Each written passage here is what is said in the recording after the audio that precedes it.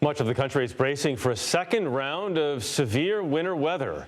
Blizzard warnings are in effect across parts of the Midwest and Great Plains. It's already snowing in Iowa, where the caucuses are in a week. We'll have more on that in just a bit. In nearby Kansas, wind gusts of up to 50 miles an hour were recorded. People in the Midwest have been advised to wait out the whiteout conditions after several accidents on the roads. That same system is expected to dump 4 to 5 inches of rain across the Northeast. The first snow of the season brought up to 18 inches in some parts of New England. Chris Tanaka from our CBS News station in Boston joins us now from Haverhill, Massachusetts. Chris, how serious is the risk of flooding across the Northeast now?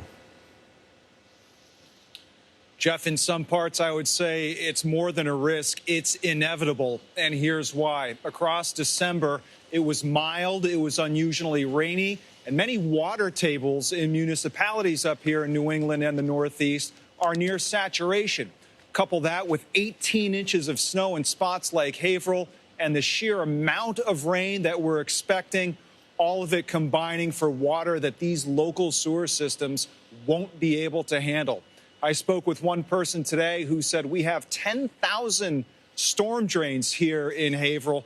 We're asking for the public's help to find them, uncover them, and prep as best we can before this deluge arrives. And Chris, I'm not sure exactly how much snow you got there, but I see some in your background there this weekend. But how much does this complicate cleanup efforts from what's already fallen? Well, Jeff, look, the density of snow depends on how much moisture is in it. But approximately, there's about an inch of water for every 10 inches of snow. 18 inches on the ground here in Haverhill.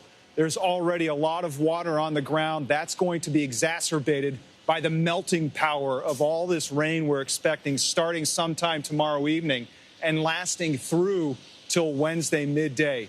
It's a huge complication. A lot of areas have suffered from flooding throughout 2023, and it looks like 2024 is going to begin the same way. You don't always hear that number, but it's always a handy one to hear. About 1 inch of rain is 1 foot of snow. Chris Tanaka, thank you very much.